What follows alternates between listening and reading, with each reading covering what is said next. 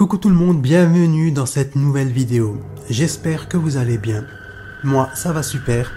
Donc juste avant de commencer cette nouvelle histoire, n'oubliez pas de liker cette vidéo et de vous abonner à ma chaîne pour me donner de la force. Merci à vous. Alors, c'est parti. Alors, on a un jeune homme qui s'appelle Tarek, qui est d'origine irakienne et qui travaille aux Émirats Arabes Unis. Donc, la famille de Tarek, la femme de Tarek et les enfants de Tarek habitaient à Bagdad. Donc, tous les 6 mois, il prenait des vacances et se rendait donc à Bagdad pour rendre visite à sa famille. Et pour se rendre des Émirats Arabes Unis à Bagdad en voiture, il lui fallait à peu près 3 à 4 jours de voiture. Donc là arrive le jour du grand départ et Tarek nous dit que pour arriver à Bagdad, il va traverser 3 pays. Donc l'Arabie Saoudite, le Qatar et enfin Bagdad. Et donc cette histoire est arrivée en 1988. Et pour aller rendre visite donc à sa famille, sur un trajet de 3 à 4 jours, il s'arrêtait très peu. Il s'arrêtait 3 à 4 fois maximum. Ne le faites jamais, bien évidemment. Si vous êtes fatigué, arrêtez-vous. Mais vu qu'il était tellement pressé et qu'il avait tellement hâte de rejoindre sa famille et ses enfants, du coup, lui, il voulait seulement tracer et arriver le plus vite possible à Bagdad. Donc là, il nous dit qu'il arrive à une ville qui s'appelle Soddale. Donc c'est une ville qui se trouve entre les Émirats Arabes Unis et le Qatar. Donc il est resté dans cette ville 1h30 à peu près. Voilà juste le temps de se reposer un petit peu et de reprendre des forces. Et là, il va redémarrer sa voiture, reprendre la route pour se diriger vers une ville qui s'appelle El Saleh. Donc il nous dit que El Saleh, c'est une région, c'est une ville qui est vraiment très montagneuse, quoi. Il n'y a vraiment rien, il n'y a que des montagnes. Et il nous dit aussi que dans cette ville-là, donc à El Saleh, il se passe énormément de choses, de phénomènes paranormaux. Pour vous dire que dans cette région, quoi, il n'y a aucun être humain, aucune habitation, aucun animal. C'est vraiment que des montagnes. C'est un mix entre les montagnes et le désert, quoi. Donc il nous dit qu'il continue de rouler, jusqu'au moment où il va y avoir des véhicules qui vont commencer à arriver en sens inverse. Donc lui, Tarek s'est dit, ah ben ça va, il commence à y avoir quelques voitures, donc il commençait à y avoir un petit peu de monde, donc ça va, ça l'avait motivé, quoi. Et là il nous dit, arrivé un moment où il n'y avait plus aucune voiture qui arrivait en sens inverse, et qu'il n'y avait plus aucune voiture qui était derrière lui. En plus, là, il est aux alentours de 2h, 2h30 du matin. Donc, pour vous dire, une heure qui fait flipper. Et tellement qu'il ne voyait rien sur cette route, il était obligé de mettre les pleins phares. Et du coup, d'un coup, il a commencé à y avoir du brouillard. C'était très brumeux, très épais, un brouillard très épais. Et que même avec les pleins phares, il avait du mal à voir la route. Donc, il roule. Et il nous dit que à ce moment-là, il a commencé à ressentir une crainte, une peur, mais il savait pas pourquoi, il savait pas d'où ça venait, quoi. Et là, il est en train de rouler, et d'un coup, il va se sentir hyper mal, parce qu'il nous dit qu'il a entendu quelqu'un s'asseoir sur le siège arrière. Donc en fait, il avait une vieille voiture, et du coup, quand une personne s'installe sur le siège il grince comme ça. Donc du coup, il a entendu le siège grincer, donc le siège arrière grincer, donc là il a flippé, quoi. Donc je vous rappelle qu'il est dans une région où il n'y a personne, il est seul dans sa voiture, il est 2h, 2h30 du matin, et il roule à 90, 100 km/h. Donc ça peut pas être un être humain qui a ouvert la porte pour s'installer à l'arrière, quoi. Et là il nous dit qu'il a commencé à flipper, à avoir très peur, donc il avait les 2 mains sur le volant qui serraient très fort. Et là, il a pris sa respiration, il a pris son courage à 2 mains, il a commencé à se retourner et à regarder de bas en haut. Et il a vu une personne habillée tout de blanc, comme si cette personne avait un linceul blanc.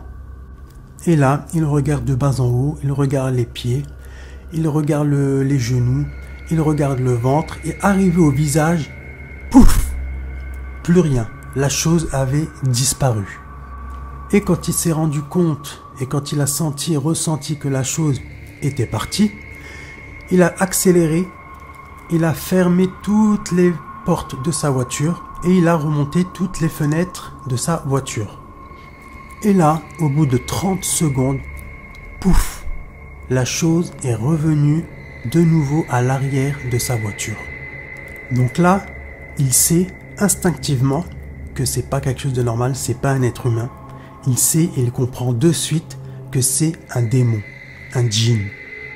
Et là, il nous dit qu'il a ressenti à ce moment-là une peur, mais une peur. Il nous dit que même nous, on peut pas imaginer cette peur, tellement que c'était un truc de fou, quoi. Et là, il nous dit que rebelote. Il regarde les jambes, il regarde le ventre et commence à monter tout doucement pour arriver jusqu'au visage. Et là, pouf, encore une fois, la chose a disparu. Et là, il nous dit qu'à ce moment-là, quand cette chose est partie de sa voiture pour la deuxième fois, il nous dit que là, bizarrement, il n'avait ressenti aucune peur, mais qu'il avait seulement des questionnements. Donc il se pose des questions, il se dit, ben ça se trouve, c'est moi qui me fais des films, parce que je sais que dans cette région-là, je sais qu'il se passe des choses paranormales de partout, donc c'est peut-être moi là qui me fais des films, etc., etc. Et là, d'un coup, il sort de sa poche un bout de tissu, et à l'intérieur, il y avait des versets du Coran qui étaient inscrits sur une feuille, et tout autour, il y avait du tissu. Donc, il prend ça dans sa main, il serre ça très fort dans sa main, et dans son cœur, il va réciter les versets du Coran, Ayat el-Kursi. Donc, c'est un verset qui est très très protecteur et qui protège contre les démons, les choses paranormales. Donc, il va serrer ça très fort dans sa main, il va réciter ça 2-3 fois dans son cœur, donc Ayat el-Kursi, puis il va poser donc ce qu'il avait dans sa main sur le tableau de bord. Et il avait aussi un couteau qu'il a pris de sa poche et qu'il a aussi posé sur le tableau de bord. C'est un couteau de style haussmannien qui s'appelle Khanjar. Donc là, il continue de rouler et continue de réciter dans son cœur Ayat el-Kursi. Et là, il a pris le couteau, donc le Khanjar, qu'il a serré très très fort dans sa main. Et là, boum, de nouveau, le djinn, le démon vient s'installer de nouveau à l'arrière de sa voiture. Et là, comment il va savoir que cette chose est de nouveau à l'arrière? Eh bien, encore une fois, tout simplement parce qu'il va entendre le siège grincer, mais cette fois-ci, il va entendre une respiration sortir de cette chose. Ce démon, ce djinn est en train de respirer, et du coup, lui, il a entendu clairement. Et là, le couteau va tomber de ses mains, et la radio va commencer à s'allumer, s'éteindre, s'allumer, s'éteindre, s'allumer, s'éteindre. La radio est devenue complètement folle, quoi. Il n'arrivait pas, même en appuyant sur les boutons, il n'arrivait pas à la gérer, quoi, la radio, quoi. C'était, elle faisait ce qu'elle voulait, quoi, la radio. Elle s'allumait, elle s'éteignait, elle s'allumait, elle s'éteignait, toute seule, quoi. Il y a même tous les papiers qui étaient dans son véhicule qui ont commencé à voler partout dans le véhicule. Il y a les fenêtres, pareil, les vitres de la voiture qui ont commencé à se baisser, à se fermer, à se baisser, à se fermer, etc., etc. Et là, Tarek nous dit qu'à ce moment-là, il n'arrivait plus à contrôler la situation. Et là, Tarek reprend le fameux couteau haussmannien, donc le Khanjar, dans ses mains qu'il serre très fort et décide de parler à cette chose. Il va lui dire « Écoute, créature de Dieu, je sais que tu es avec moi dans cette voiture.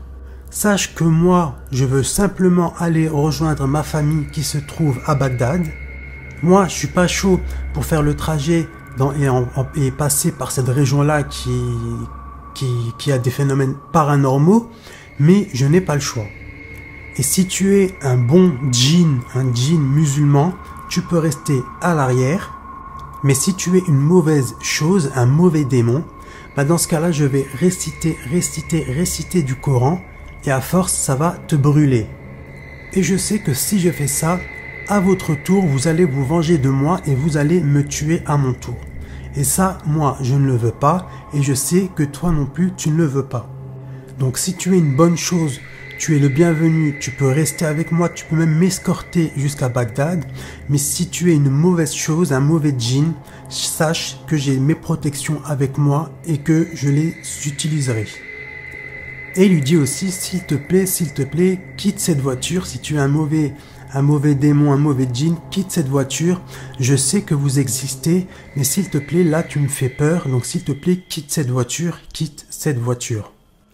Et là, il va entendre le bruit du coup de la porte arrière qui va s'ouvrir, puis se refermer.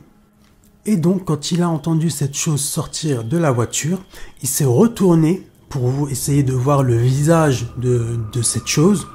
Mais malheureusement, il n'a pas pu voir le visage de cette chose, car à ce moment-là, exact, il a entendu un klaxon venant d'en face. Et là, il s'est retourné, il a vu deux phares devant sa voiture. Et en fait, il était à deux doigts de causer un accident et de tomber dans le ravin. Donc, il a évité de peu un accident. Et il nous dit aussi que vraiment, à ce moment-là, Dieu était avec lui, parce qu'autrement, avec ce qui s'est passé, il aurait dû être mort. Donc là, il commence à reprendre ses esprits petit à petit, et il continue de rouler. Et là, accrochez-vous bien, il va voir le démon qui était assis dans sa voiture à l'arrière, traverser devant sa voiture. Et du coup, Tarek nous dit qu'il a bien pris le temps de voir cette chose, parce qu'elle était juste devant sa voiture.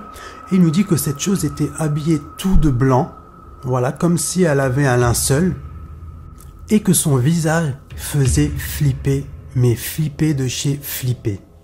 Il nous dit que tellement que cette chose faisait peur, tellement que cette chose, ce djinn avait un visage qui faisait flipper, qui était flippant, il était à deux doigts de s'évanouir, quoi. Donc là, il nous dit qu'il a laissé cette chose traverser du coup la route. Et là, une fois que cette chose est passée devant sa voiture, il va continuer de rouler pendant 10-15 secondes, regarder sa montre pour voir il était quelle heure. Et là, il regarde sa montre et il était 3h30 du matin. Donc Tarek nous dit que c'est impossible. Quand cette chose est montée plusieurs fois à l'arrière de sa voiture, il était 2h30 du matin. Et cette chose est montée 3 fois à peu près dans sa voiture en l'espace de 10 minutes à peu près. Donc logiquement, si cette chose était dans sa voiture pendant à peu près 10 minutes, il devrait être 2h30, 2h40 du matin et non 3h30 du matin. Donc il se dit, c'est pas possible, j'ai pas pu passer de 2h30 du matin à 3h30 du matin en l'espace de 10-15 minutes. Donc là, il est carrément choqué. Et là, il a commencé à voir des lumières devant lui, donc les lumières d'une ville. Et il a vu des petites cabanes. Et ces cabanes, en fait, c'était quoi? C'était un poste frontalier. Donc il arrive au niveau de la petite cabine, vous savez, comme il y a dans les péages. Et à l'intérieur, il y avait deux personnes, deux policiers. Donc il leur donne son passeport et sa carte d'identité afin qu'ils puissent recevoir le tampon sur son passeport, quoi. Et donc là, il attend donc de recevoir, qu'on lui rende son passeport et sa carte d'identité. Et là, il y a un des deux policiers qui va lui dire, mais t'es parti quand des Émirats Arabes Unis? Donc Tarek va leur dire, j'ai quitté les Émirats Arabes Unis à telle et telle heure. Et il va leur dire l'heure à laquelle il est parti, mais les policiers vont être choqués. Ils vont lui dire, mais attends, mais c'est pas normal, t'es parti à telle et telle heure, et t'es arrivé à telle et telle heure, il y a quelque chose qui est pas logique, quoi. Mais Tarek, même lui, n'arrivait pas à se l'expliquer à lui-même, comment il a pu passer de 2h, 2h30 du matin à 3h30 du matin en 10 minutes, quoi. Il n'arrive même pas à s'expliquer, quoi. Et là, il y a un des deux policiers qui va dire à Tarek, oui, c'est vrai que ça se voit, vous êtes un peu fatigué, vous êtes un peu pâle. Et là, Tarek va leur dire, oui, je sais que je suis un peu fatigué, un peu pâle, mais c'est juste que j'ai tellement hâte de retrouver ma famille, ma femme et mes enfants que j'ai tracé, quoi. Et là, il y a un des deux policiers qui va lui dire, mais attendez, monsieur, vous êtes vraiment pâle, votre visage est vraiment pâle, est-ce que ça va? Et là, Tarek va répondre à ce policier, va dire, oui, je sais, mais en fait, c'est pas vraiment la fatigue qui me rend pâle comme ça, mais en fait, sur ce trajet, il m'est arrivé quelque chose de pas normal, quelque chose de paranormal, quelque chose que je n'arrive pas à expliquer, et du coup, là, c'est vrai que là, je suis dans tous mes états, quoi. Et c'est ça qui m'a rendu pâle et très fatigué du coup. Et donc les deux policiers entendent les dires de Tarek, mais eux ils ont envie de savoir ce qui s'est passé. Et donc Tarek va raconter aux deux policiers ce qui lui est arrivé. Et pendant qu'il parlait, il y a un des deux policiers qui l'a stoppé net et qui lui a dit attends. Il t'est pas arrivé quelque chose dans la région juste là? T'as pas vu quelque chose, un djinn, un démon qui était vêtu d'un linceul blanc? Et donc Tarek, lui, il était choqué du coup d'entendre ça. Donc il leur a dit oui, j'ai vu ça, il était comme ça, il était vêtu d'un linceul blanc, il avait une tête qui faisait flipper, etc., etc. Et là, Tarek a commencé à pleurer et à perdre tous ses moyens, quoi. En entendant ça, il a relâché toute la pression et tout le stress et toute la peur qu'il avait ressenti pendant ce trajet. Et là, le policier va dire à Tarek, c'est tout à fait normal, mon frère, que tu es dans cet état-là, parce que du coup tu es tombé sur un djinn et c'est tout à fait normal que tu sois dans cet état-là parce que tu n'es pas le seul à avoir vécu ces choses-là et avoir vu ces choses-là, quoi. Et là Tarek est carrément tombé en hystérie, en angoisse, il a commencé à pleurer, il a commencé à angoisser, il avait du mal à respirer. Donc les deux policiers, ils ont réussi à le calmer. Et ensuite Tarek nous dit qu'il est resté à peu près 2 heures avec les policiers pour se calmer et voilà, et en même temps discuter. Et les policiers vont dire à Tarek qu'il a eu énormément eu de chance parce que sur cette route-là, beaucoup de personnes ont vu cette chose, ce djinn, ce démon, et ont eu des accidents et ont perdu la vie. Et ils lui ont dit, voilà, Dieu, vraiment mon frère, Dieu t'a préservé, t'as eu beaucoup de chance, Dieu t'aime parce que vraiment là, il t'a vraiment préservé. Donc du coup, Tarek nous dit que ça a été le dernier voyage qu'il a fait en voiture, donc des Émirats Arabes Unis jusqu'à Bagdad, tu m'étonnes. Et que par la suite, tous les trajets qu'il faisait pour aller rendre visite à sa femme, sa famille, ses parents et ses enfants, du coup qu'il y allait en avion, parce que ça l'a tellement marqué à vie, ça l'a tellement marqué et choqué, qui préfèrent ne plus y aller en voiture et ne plus passer par cette route-là, quoi. Ce qui est tout à fait normal, on peut le comprendre. Donc voilà, c'est la fin de cette vidéo. J'espère que cette vidéo vous aura plu et que cette vidéo va vous plaire. Si c'est le cas, n'oubliez pas de liker cette vidéo et de vous abonner à ma chaîne. Sur ce, je vous dis à bientôt et à la prochaine vidéo. Bye!